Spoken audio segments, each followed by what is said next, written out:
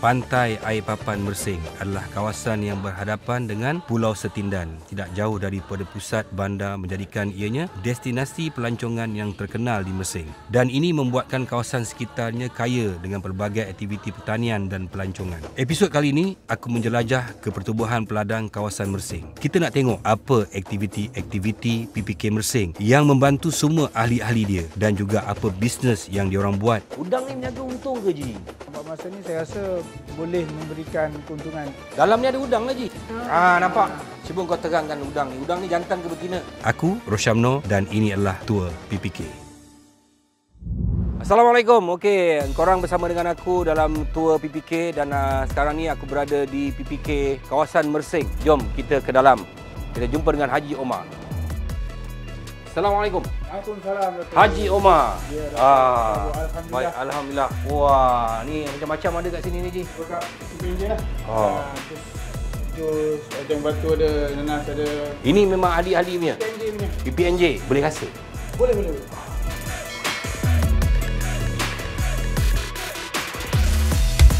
Okey, sekarang ni aku bersama dengan orang kuat PPK Mersing, Pertubuhan Peladang Kawasan Mersing. Kita ada ni dia pengurusi dia. Ni Tok Penghulu juga ni, Tok 4. Panggil dia Tok Sadri.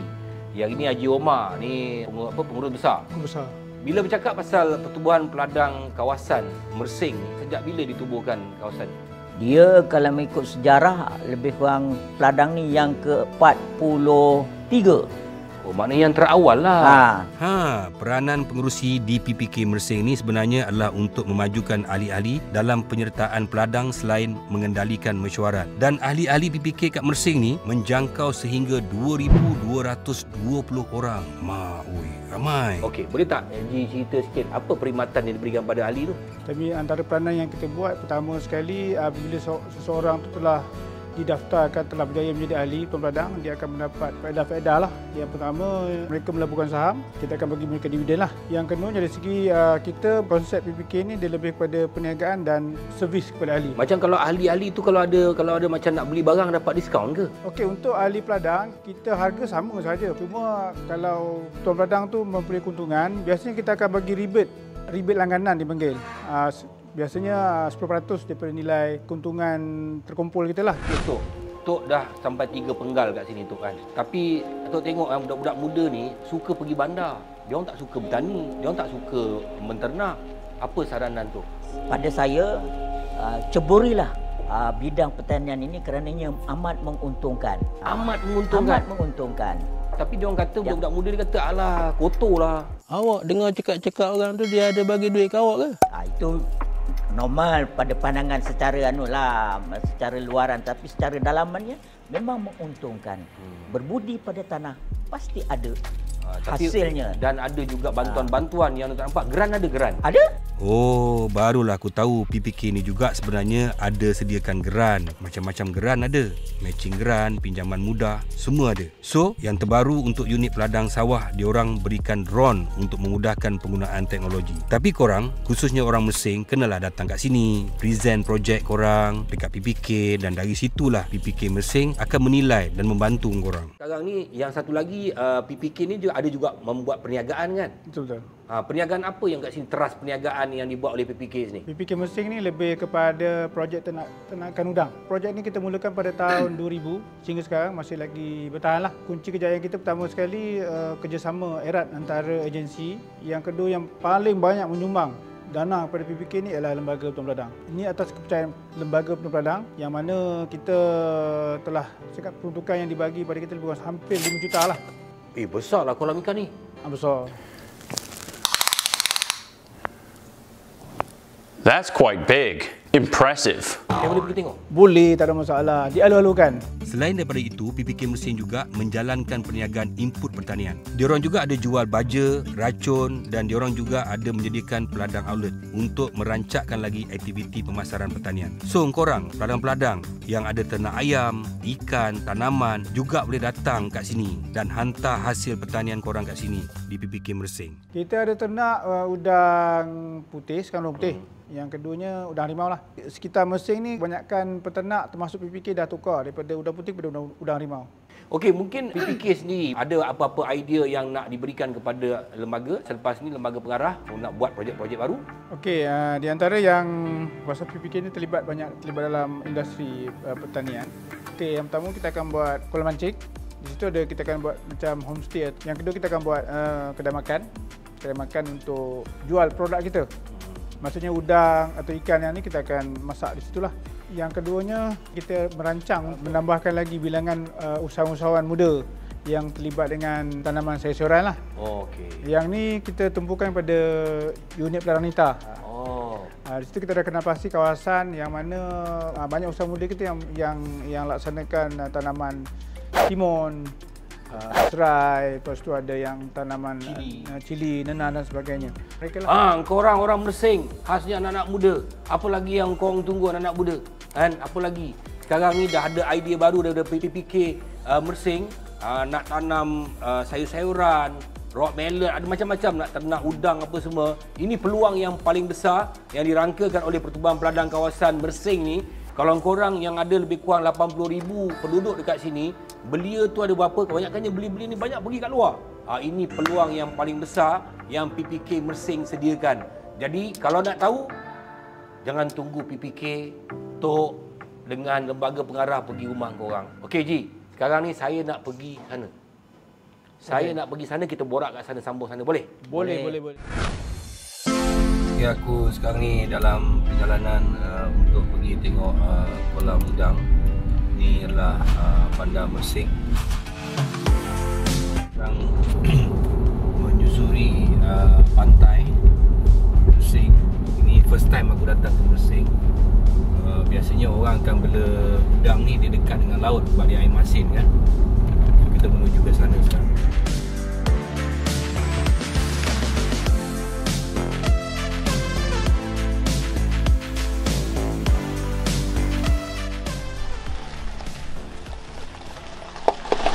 Sekarang aku dah sampai ke kolam udang ni. Tengok apa yang menarik kat sini . So, sekarang ni aku dah sampai ke projek pembenihan udang merin Kampung Tenglu Laut. Jom kita tengok tempat proses dia. Wow, maai, tangki apa ni? Maklumatlah yang ni sebenarnya tangki untuk penyediaan makanan anak udang dan udang. Oh, si. Ini tangki Artemia nama dia. Okey. Ini apa benda ni, Ji? Kawah ni. Ini merupakan tempat kita menyimpan induk batu udang lah. Batu udang yang telah mencukupi usia telah matang lah. Sedia untuk dikawinkan, kemudian diambil telur untuk tujuan penetasan benih lah. Oh, dalam ni ada udang lah, Ji? Dalam ni ada udang. Nampak? Cuba kau terangkan udang ni. Udang ni jantan ke betina? Nak tahu jantan betina senang je. Macam mana nak tahu jantan betina ni? Cantik. Yang jantan dia ada kaki ada batang dia pada kaki renang. Oh, ini dia punya, macam kemaluan dia lah. Ya, betul. Oh, ini kemaluan ni maknanya jantan. Kalau betina macam mana rupa dia? Betina dia ketatkan, kalau untuk udang putih dia ketatkan ada benda ni dan dia punya kaki jalan ni dia rapat. Yang sini. Oh, si. Kalau ni dia punya telur dia, telur untuk kira sarung telur testi dia. Ni ada ni, yang putih ni. Betul, sperma dia. Oh, sperma dia lah. Sperma jantan. Kos pembangunan keseluruhan projek ternakan udang ini bernilai dalam lingkungan 1 juta. PPK Mersing mendapat peruntukan tersebut dari Lembaga Pertubuhan Peladang. Projek ini dimulakan pada akhir tahun 2021 dan siap sepenuhnya pada pertengahan 2022. Apa yang membuatkan dorongnya PPK Mersing ni membuat projek udang ni? Yang pertama, usahawan kita dia cadangkan kita buat kolam udang. Masa tahun 2000 tu bela udang paling mudah, simple. Kita gali kolam, masukkan air, lepas tu kita letak benih, kita bagi makan. Dalam masa 4 bulan dia akan keluar hasil. Masa tu kos makanan 1 kilo lebih kurang dalam RM3 per kilogram. Sekarang dah cecah RM6 per kilogram. Kira-kira naiklah. Bila kita dah mula dengan 1 kolam, akhirnya kita rasa macam boleh menguntungkan kita dan kita teruskan daripada 1 kolam tambah kepada dulu 6 kolam. Okey, awak nampak sebab awak belajar jurusan ni, awak nampak sebenarnya peternakan udang ni ada masa depan. InsyaAllah ada. Mana-mana program pun mesti ada. Maksudnya kenapa ada masa depan? Harga dia bagus ke? Wow, kalau pasal harga, kalau dah proses sekali lebih kurang 8 kali ganda lah. 8 kali ganda? Wah, kaya PPK Mersing.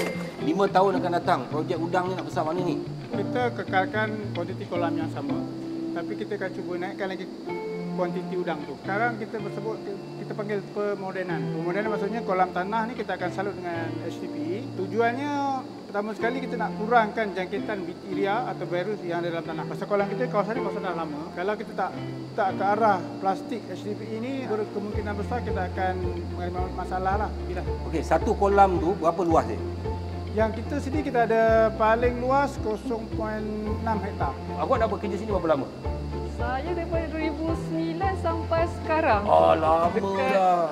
Dia dah pernah jadi profesor ni. Ini pakar PhD udang. Kau kena ambil PhD lepas ni. Ni minta PPK uruskan PhD untuk dia. InsyaAllah. Kan? Mana kita kena naikkan dia setia ni. Mana dia akan jadi PhD tentang macam mana nak jaga udang, pembiakan udang. Ini yang paling penting tadi, pembiakan. Okey. Rel, mana Rel? Okey, yang ni kalau ni swimming pool. Ini boleh buat swimming pool Haji. Tujuan ni sebenarnya kolam simpanan air. Oh, simpanan air bukan masuk udang dalam ni. Bukan. Simpanan air untuk kegunaan kita nak tukar air, kita akan ambil dari sini untuk ke kolam-kolam ni lah untuk anak-anak benih. Oh, yang tadi yang telur tu masuk kat mana? Tangki belakang dia ada 8 tangki. Oh, 8 tangki tu. Oh, ini untuk proses air lah. Untuk treatment, untuk enrichment. Mana nak naikkan punya baja dia ke, nak kira level dia lebih baik. Sini lah kira tempat dia kira upgrade lah air dia. Okey, jadi maknanya daripada sana tadi kita masuk sini, air yang bersih yang dah dirawat masuk sini, ada 8 kolam dekat sini. Masukkan telur dia tadi tu. Daripada yang tangki. Bukan telur, anak dia tu. Daripada induk tadi bawa ke sini. Inilah kita akan bela sampai dia besar sampai boleh masuk ke kolam. Ini boleh masuk berapa ribu ni? Ini kalau standard dia boleh masuk dalam 200,000 boleh masuk. 300 boleh. 1,000.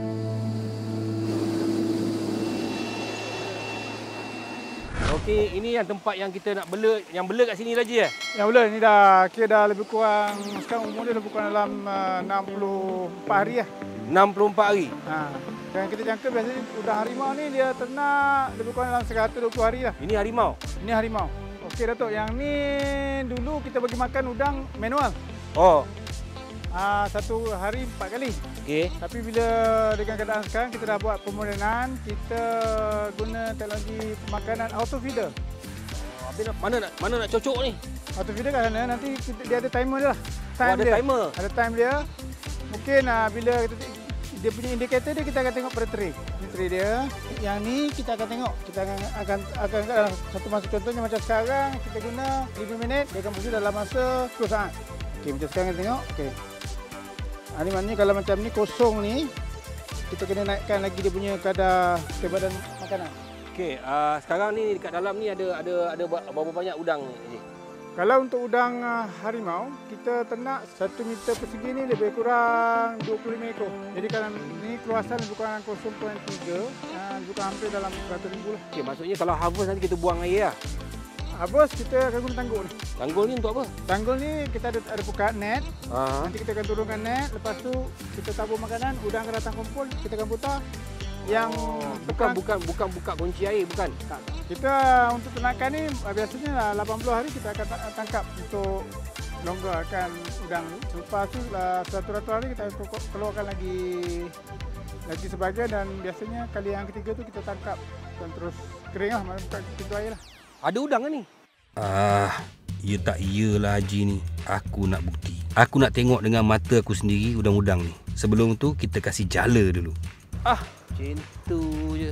Kau jangan buat malu. Ada lah. Kau pandai je fitnah. Tak ada udang. 100% kehidupan udang sekarang ni dalam 90%. Oh, alhamdulillah. Kita buat sampling udang ni tengok saiz setiap 10 hari. Setiap 10 hari. Dan kita akan bela sampailah saiz udang 20 ekor per kilogram. Oh, banyak. Okey. Haji tak tipu oi. Haji tak tipu. Betul lah udang. Betul. Okey, alhamdulillah hari ini kita dapat pencerahan daripada PPK Mersing, di mana PPK Mersing telah menjalankan perniagaan yang baru iaitu membela udang. Dia ada tempat pembenihan dan pembelaan. Ini baru permulaan. Kita menganggapkan bahawa lagi 5 tahun PPK Mersing akan menjadi satu pusat pengeluaran udang yang di antara terbesar di Malaysia. Amin. Terima kasih Haji. Terima kasih hari ini layan saya dan kepada semua-semua orang-orang di sekitar Mersing. yang belum jadi ahli kepada PPK Mersing, tengok apa projek yang diorang tengah buat, dan diorang ada juga untuk buat contract farming. Boleh bela udang dengan khidmat nasihat daripada mereka.